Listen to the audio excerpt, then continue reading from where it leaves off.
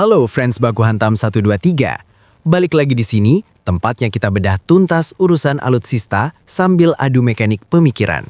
Tak salah memang kalau kita bilang Indonesia itu sudah punya insting nyerok paling tajam dari awal-awal program jet tempur KAAN Turki ini. Padahal dulu, kalian ingat kan, kaum menendang mending yang dengkulnya sudah gemetar duluan langsung teriak-teriak. Bilangnya Turki itu belum mampu buat mesin pesawat tempur sendirilah, atau bilang investasi kita itu buang-buang duit aja. Sekarang mereka semua mendadak sariawan. Kenapa? Ya karena terbukti sekarang Arab Saudi, negara yang duitnya nggak berseri itu, justru resmi menyatakan ketertarikannya buat join juga dalam program KAAN Turki. Ya salam, ini tentu saja bakal membentuk sebuah koalisi raksasa yang isinya Turki, Indonesia, dan Arab Saudi. Ini koalisi yang benar-benar seiman dan setujuan, ya kan? Dalam berita terbarunya yang bikin jagat dirgantara gempar, hubungan antara Ankara dan Riyadh kini resmi memasuki babak baru yang secara substansial bakal melampaui sekedar urusan jabat tangan diplomatik di depan kamera. Dalam pernyataan publik terbaru pada tanggal 3 Februari 2026 kemarin, Presiden Turki Recep Tayyip Erdogan sudah mengonfirmasi kalau ada pembicaraan yang sangat serius terkait keterangkatan Arab Saudi sebagai mitra investasi utama dalam program jet tempur generasi kelima KAAN. Wah, kalau begini ceritanya, kita di Indonesia nggak perlu pusing-pusing lagi lah mikirin stok solar atau aftur buat pesawat tempur kita nanti. Pasti disuplai aman sama Arab Saudi, ya kan friends? Pernyataan Erdogan ini nggak main-main, karena disampaikan tepat setelah pertemuan tertutup dengan putra mahkota Saudi, Muhammad bin Salman.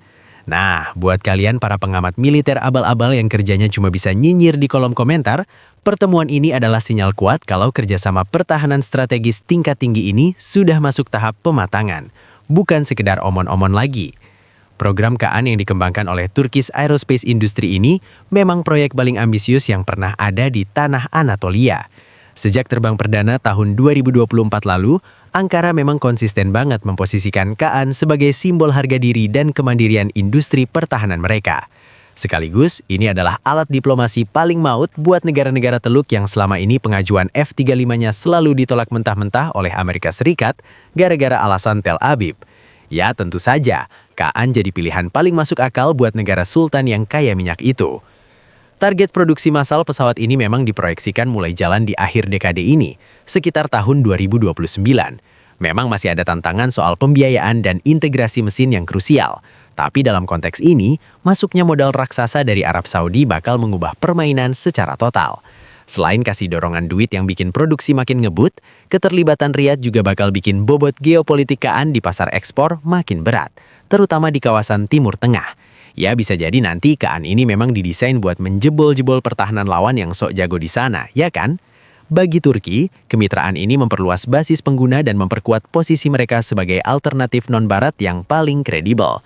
Jadi buat negara-negara sultan, opsinya sekarang nggak cuma Rafale atau Eurofighter Typhoon saja, tapi ada KAAN yang siap tempur.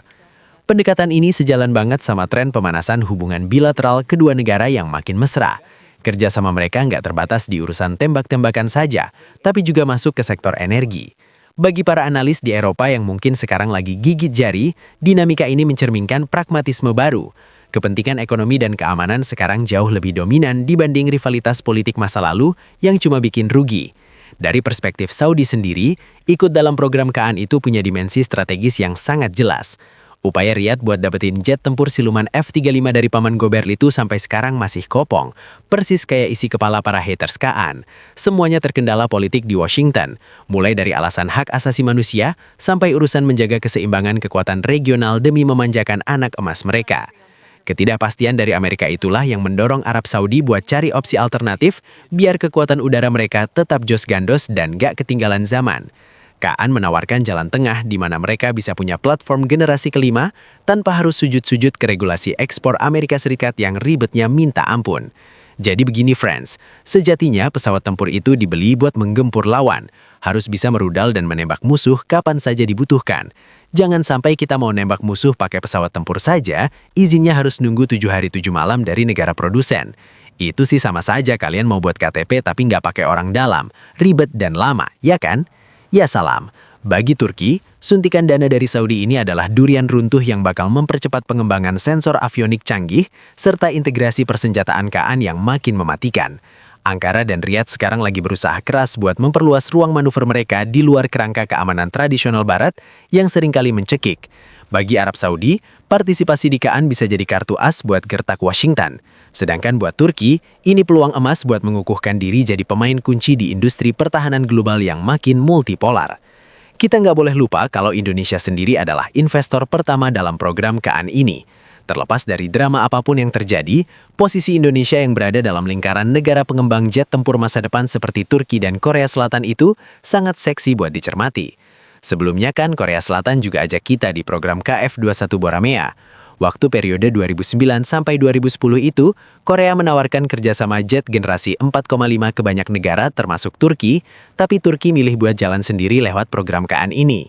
Dan kesepakatan pengadaan jet generasi kelima antara Turki dan Indonesia ini menandai kerjasama pertahanan paling signifikan yang pernah dijalin Ankara di Asia Tenggara. Bahkan dalam pernyataan resminya pada Juni 2025 lalu, Turki sudah konfirmasi kalau 48 unit KAN bakal diproduksi buat diekspor ke Indonesia. Ini namanya Turkifikasi level pro. Kesepakatan ini bukan cuma jual beli barang saja, tapi ada transfer teknologi yang bikin insinyur-insinyur kita di PT Dirgantara Indonesia bisa belajar banyak hal. Mudah-mudahan saja ke depannya ahli-ahli kita di PT Dirgantara nggak cuma jago servis, tapi bisa merancang dan bangun pesawat tempur sendiri dari nol. Secara teknis, monster udara ini punya panjang 21 meter dengan kecepatan maksimum sampai 1,8 Mach. Keunggulan utamanya ada di sistem avionik dan sensor generasi kelima yang dikembangkan sendiri oleh perusahaan Turki. Jadi sistemnya ini nggak bakal rentan diembargo atau dimatikan mendadak oleh Paman Gober kalau kita lagi ada gesekan politik. KAN ini benar-benar jet tempur yang merdeka. Jadi bagaimana pendapat kalian, friends, mengenai manuver Arab Saudi yang nyusul Indonesia gabung ke program KAN ini? Apakah koalisi ini bakal bikin gemetar negara-negara tetangga atau malah bikin Paman Gober makin pusing tujuh keliling? Silahkan tulis komentar dan baku hantamkan pemikiran kalian di kolom bawah.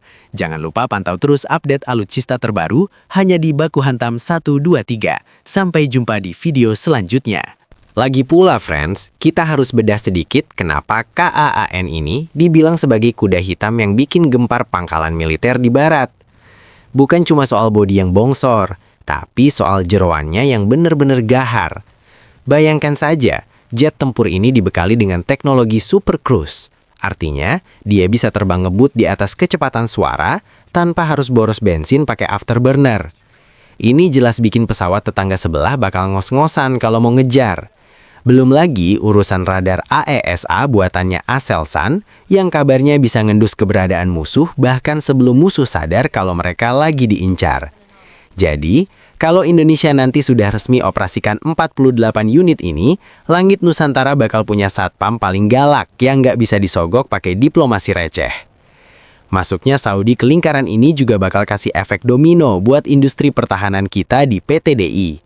Bayangkan saja, kalau nanti ada pusat perawatan atau maintenance, repair and overhaul atau MRO regional di Bandung yang melayani pesawat-pesawat dari Turki dan Saudi juga.